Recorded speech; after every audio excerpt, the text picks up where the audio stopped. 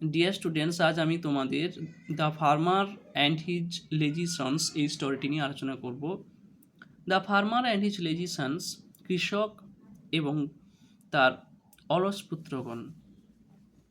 Once a farmer lived in a village, একদা এক কৃষক একটি গ্রামে বাস করতেন। He was hard working and rich, তিনি ছিলেন পরিশ্রমী এবং ধনী। He had 3 grown up sons, তার 3 প্রাপ্তবয়স্ক পুত্র ছিল। But they were very lazy, কিন্তু তারা ছিল ভীষণ অলস। The farmer was worried about their future, তাদের ভবিষ্যৎ নিয়ে কৃষকটি চিন্তিত ছিলেন। ডেজ ওয়েন্ট বাই, অনেক দিন কেটে গেল। The farmer became old and fell sick, কৃষকটি বৃদ্ধ এবং অসুস্থ হয়ে গেলেন। He wanted to teach them the value of work, তিনি কাজের গুরুত্ব নিয়ে তাদের শিক্ষা দিতে চেয়েছিলেন।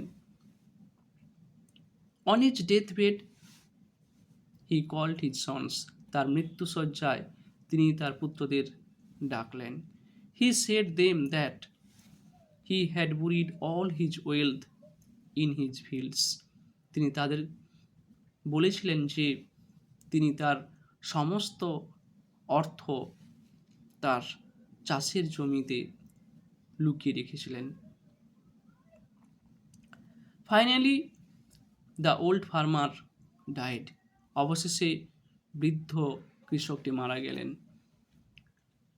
দেন the sons dug up all the fields, তারপর পুত্ররা সমস্ত চাষের জমিগুলোকে খনন করেছিল। বাট দে ফাউন্ড নাথিং, কিন্তু তারা কিছুই পেল না। They decided to sow seeds in the fields, তারা চাষের জমিতে বীজ বোনার সিদ্ধান্ত নিয়েছিল। They had a rich harvest, তারা প্রচুর ফসল উপার্জন করেছিল।